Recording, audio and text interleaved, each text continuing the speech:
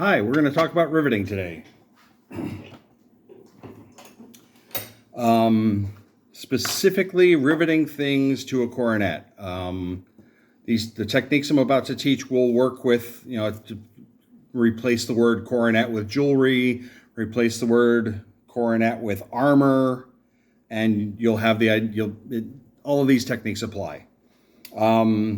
Specifically, we're going to talk about a use case where you're trying to leave the heads of the rivets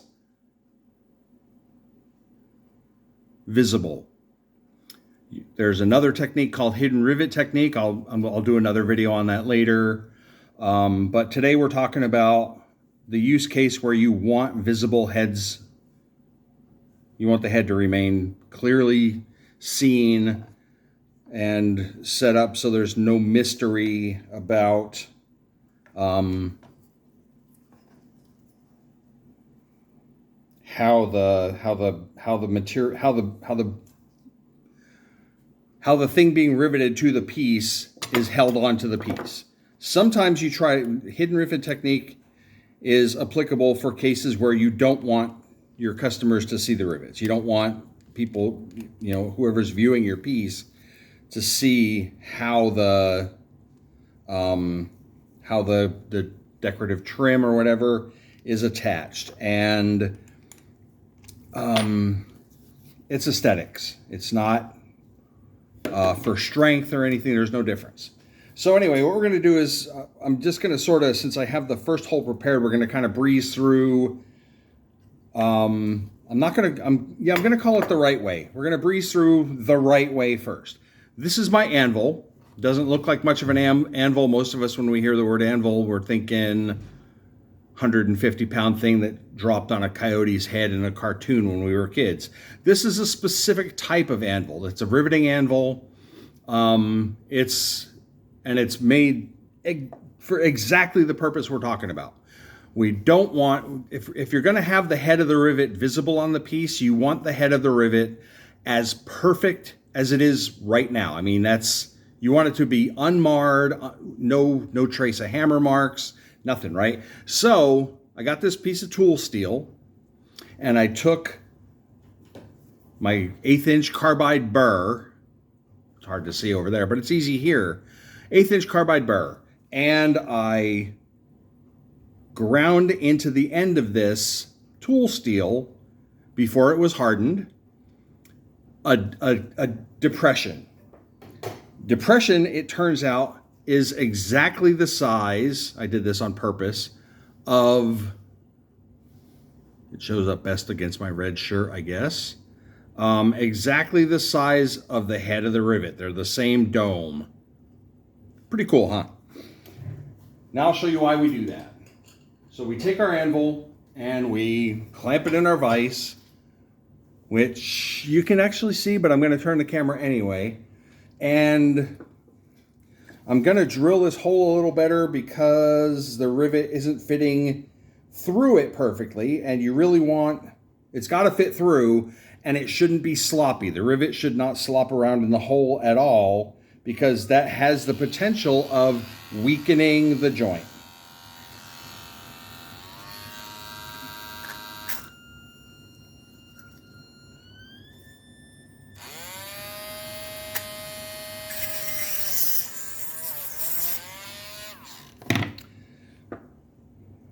Take it for a little test drive and the rivet goes through. Perfection. Now, and I leave these long until it's on the anvil because it's easier to, if you put some pressure on it from the side, it doesn't fall out. A lot of times, your rivet will fall right out of the hole, and if you're like me, you'll drop it on the floor and it'll be lost forever and you'll have to get out a new rivet, and that kind of wastes a bunch of time. Anyway, put a little side bias pressure on it, and I'm going to move the camera closer so you can see what I'm doing. Hopefully I can find a clear enough spot over here. Twist the camera slightly. Hurrah! Okay, so I put the dome of the rivet right in the hole, and I press down a bit to make sure the joint between what's being riveted on and the coronet is tight. Then I nip off the shank, leaving enough material sticking up. Oh, yeah, you can see that. See that little button? Doo-doo-doo. That's the shank of the rivet that's now trimmed to length. Oh, that's better when I tilt it. And all we really need to do is have enough of this that we can spread it out with the hammer so the rivet doesn't pull back through. The first thing you do is you take the wide end of your hammer, wide and reasonably flat, and you give it one reasonably good tap. And what that does is it shortens the shank slightly and makes the material of the shank swell out and fill the hole a little better. And then you just peen over the head. Now, while you do this, on this anvil is about to be revealed. We're going to pull back slightly. That's good focus. That's perfect, right? That's not marred. It's not dented. I didn't get any, and we hammer from the inside of the coronet because when you're wearing the coronet and it's on your head, nobody can see if while you were riveting you missed and you got a bunch of little hammer dings on your brass, right? Okay, so very good rivet. We're going to go to an example of kind of my first what not to do, and that is you can use the same orientation. We're going to go over here again. Haha. You guys get to see me move the camera. That's a lot of fun. Take the drill, and drills skate off of domed surfaces really easy. So I try to always, and I love this little pistol-shaped drill for just this reason.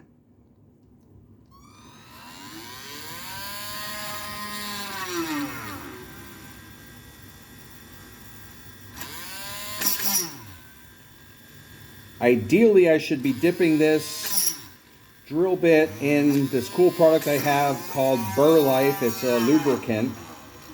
It's somewhat like candle wax, I think.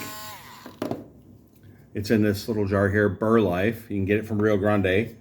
And in fact, the next bit I'm gonna dip, because copper, as far as drills are concerned, is sticky. It likes to coat the drill bit itself and make it a little less effective. So you stick it in there and you get a little lubricant on the drill bit, and the lubricant melts, and you don't press too hard, and you can see little copper ribbons and chips coming up to let you know you're making progress, even though it's slow, because copper I think is one of the most beautiful metals, and copper is sometimes a bit harder to work with because it's got a temper. And I don't mean a temper like tempered steel, like it doesn't always want to be cooperative. So here's the next rivet. I knock over my Burr Life all the time, and when you stick your drill in it, it makes dust. And every so often I will melt that dust back down and end up with a refreshed stick of Burr Life. But if I spill that dust onto my workbench, I can never reclaim it. It gets caught in the little lines and cracks in the plywood deck of my workbench. So, second rivet, in the hole, goes through the hole, everything's cool, right? Second rivet, nice dome. Perfectly shaped dome, right? Here's, I think, the first mistake you can do, and that is, bring the camera over so you can watch me mess this up on purpose. This is the essence of how we learn. All right, so my vise has a little flat anvil. I believe in, like, your anvil should be, the working surfaces of your anvil should not be rough, but this one's rough. And I'm gonna do the same thing where I apply the pressure, I nip off the rivet shank so that it's the same length, or it's a a length that's not going to have a bunch of extra material. Then I upset the rivet,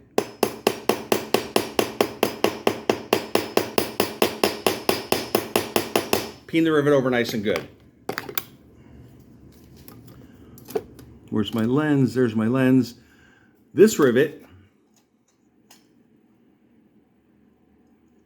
now has a flat spot because I hammered the round dome of the rivet against the flat surface of the anvil, and it's now got a flat spot.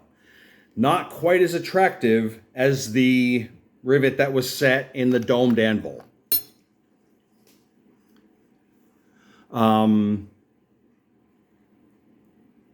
It doesn't look as good, and it's not going to present as well. It's not as aesthetically pleasing because of the flat spot. The domed rivet is now imperfect. We're gonna go back, we're gonna drill the third hole, and I'm gonna show you another mistake. Once again, drilling from the inside because that flat surfaces.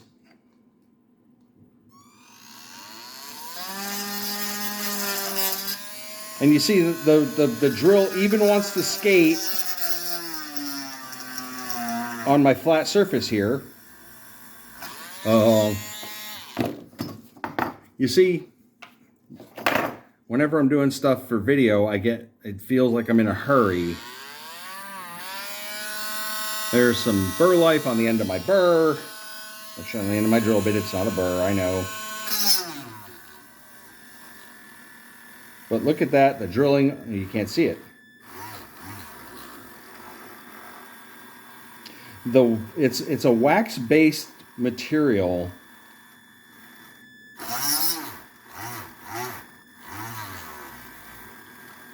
And this is me applying pressure trying to get the drill bit to bite into the copper. And it speeds up when I let pressure off. Come on, we're on candid camera here. There we go. All right, so hole number 3. Because I use burr life, there's almost no flash. All right, it's pretty smooth, everything's cool. I'm gonna use this tool, which is like a countersink reamer, but I don't press it hard enough to make a countersink. I'm just trying to use it to slice off the flash, and it did its job perfectly. So, third rivet, right in the hole, head of the rivet's perfect, everything's cool. Put the lid back on the burr life so I don't spill the dust, and we're gonna move. Oh, actually, no, I can't really get the stuff on here, so I'm gonna move the camera. I'm going over to my bigger anvil.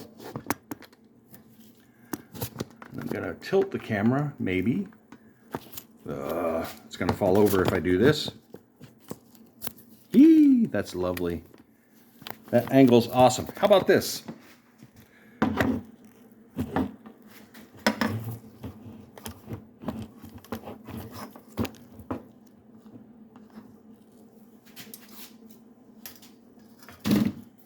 This is my big anvil. Twist it a little bit so you can see what I'm doing. Horn of the anvil.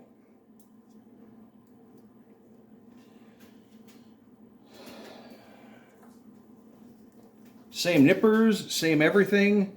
I'm going to trim the shank. And if you trim too long, you can always go back and take a little bit more off. If you take too much off, you got to get a new rivet. There's just no fixing that. And the thing I'm going to do is, of all the ways you could do this, you could set the rivet. This is the worst if you're trying to leave the rivet with a good appearance. So what I've done is I flipped the rivet over. So I'm going to be peening from the outside. And I might go a little crazy here and peen this more than I need to, just to show you what the potential problems are. So that's upset. And I'm pretty accurate, so let me try to miss.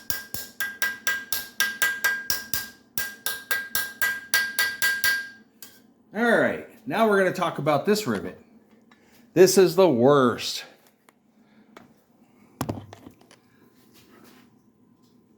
Get my chair. All right, let's show you what I've done, kids. So you can see there's a little bend, which I'm not happy with.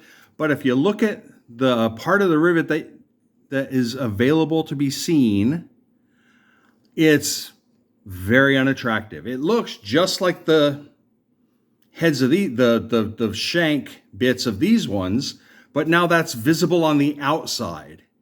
In addition, you can see dents and so forth where I missed the rivet, the hammer bounced off the rivet head and struck the surface, the polished surface of the piece.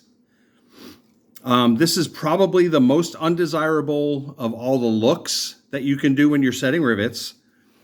There's hammer marks in the trim that I was riveting on. It's very unattractive, and it's sharp a little bit. It's an unfortunate look. One of the things I do, let me grab my hammer. Or did I bring my hammer over? This is a perfect illustration of that meme about the person who looks for tools in their workshop and they're like, I just had that thing. Okay, so I found the hammer. Here's the thing I'd like to show you.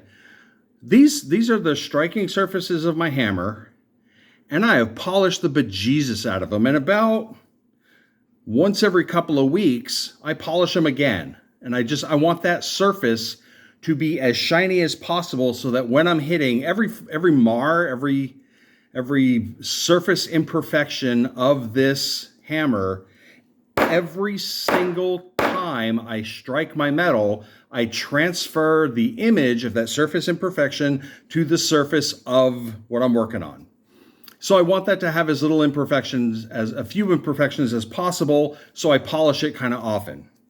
And I recommend that if you're moving a lot of metal, maybe I tip this up a bit so you can see my face.